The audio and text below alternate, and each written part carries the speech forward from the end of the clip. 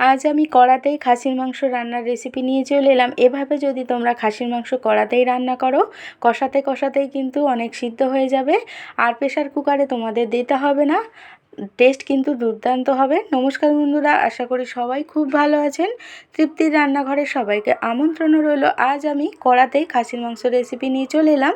আর এই মাংস কিন্তু কড়াতেই কিন্তু খুব সুন্দরভাবে সিদ্ধ হয়ে যাবে। এক্সট্রা তোমাদের আর প্রেশার কুকারে দিতে হবে না।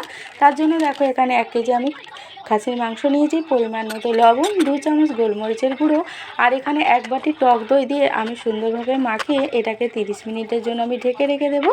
আর এখানে দেখো গোটা আলু আমি হলুদ ও লবণ দিয়ে মিডিয়াম আঁচে সুন্দর করে আমি ভেজে নিয়েছি। তো ভাজা হয়ে গেছে, পুরোটা দেখালাম না, ভিডিওটা বড় হয়ে যাবে। আর এখানে কিছুটা আদা, 2 চামচ গোটা ধনে, 2 চামচ গোটা জিরে, অল্প জল দিয়ে একটা পেস্ট করে নিয়েছি। 30 মিনিট পরে এখানে 3টে কুচানো পেঁয়াজ, 2 চামচ আমি রসুনের পেস্ট দিয়ে দেব। আর যে মশলাটা আমি করে রেখেছিলাম গোটা ধনে, গোটা জিরা, আদা, সেটাও দিয়ে দিলাম। পরিমাণ মতো হলুদ গুঁড়ো, লঙ্কার গুঁড়ো, কালারের জন্য সুন্দর এখানে কাশ্মীরি লঙ্কার গুঁড়ো দিয়েছি আমি 1/2 চামচ মতো। আর কিছুটা সর্ষের তেল দিয়ে সুন্দরভাবে মাখিয়ে আরও এখানে 30 মিনিট আমি ঢেকে রেখে দেবো। টোটাল আমি মশলা মাখিয়ে 1 ঘন্টা রেখে দেবো।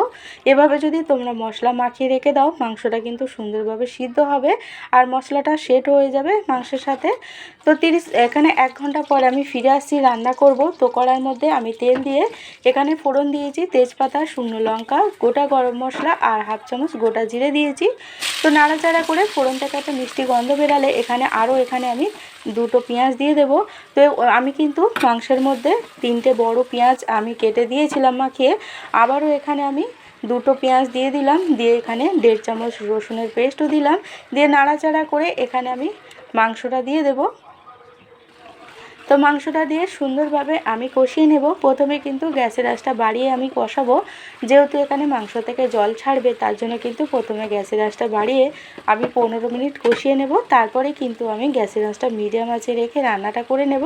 আর এখানে দেখো 2টো টমেটো আমি ছোট ছোট করে কেটে দিয়ে দিলাম, দিয়ে নাড়াচাড়া করে আমি ঢাকা দিয়ে দেব। আজকের কিন্তু রান্নাটা আমি পুরো ঢাকা দিয়ে দিয়েই রান্না করব, তাহলে কিন্তু সুন্দরভাবে মাংসটা সিদ্ধ হয়ে যাবে। আর এক্সট্রা তোমাদের প্রেশার কুকারে দিতে হবে না, এভাবে যদি তোমরা রান্না করো। আর দেখো টমেটোটা কিন্তু আমার গলেও গেছে। এখন কিন্তু আমি গ্যাসের আঁচটা মিডিয়াম আঁচে রেখে দেব। আর কিন্তু আমি গ্যাসের আঁচটা জোরে দেব না, তাহলে মশলাটাও পুড়ে যাবে আর মাংসটা সুন্দরভাবে সিদ্ধ হয়ে যাবে না। তার জন্য কিন্তু আমি গ্যাসের আঁচটা মিডিয়াম আঁচে রেখে দিয়েছি। আর একটু টেস্টের জন্য আমি এখানে সামান্য চিনি দিলাম। চিনিটা অপশনাল, তোমরা দিতেও পারো, নাও দিতে পারো। তো চিনিটা দিয়ে আবারও নাড়াচাড়া করে আমি সুন্দরভাবে কষিয়ে এখানে দেখো আমি এখানে অল্প জলও দিয়ে দিলাম।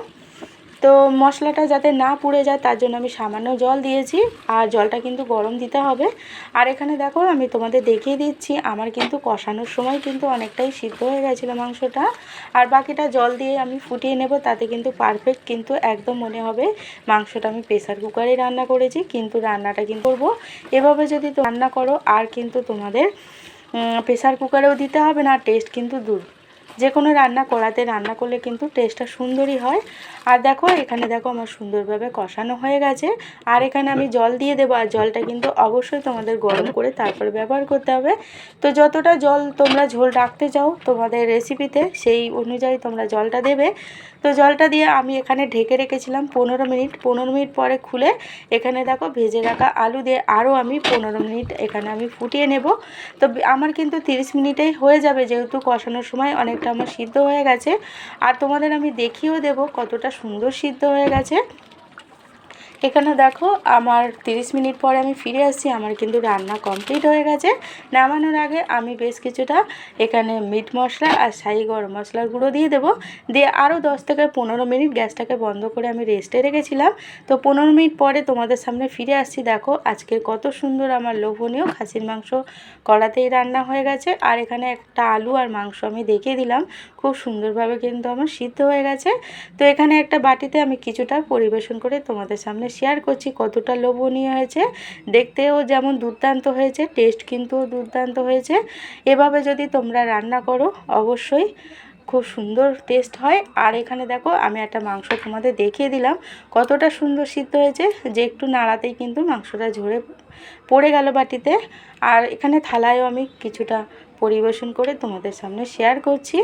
আজকের ভিডিওটা যদি ভালো লাগে লাইক কমেন্ট শেয়ার করে দিও। নতুন বন্ধুরা ভিডিওটা দেখলে সাবস্ক্রাইব করে পাশে থাকার অনুরোধ রইল।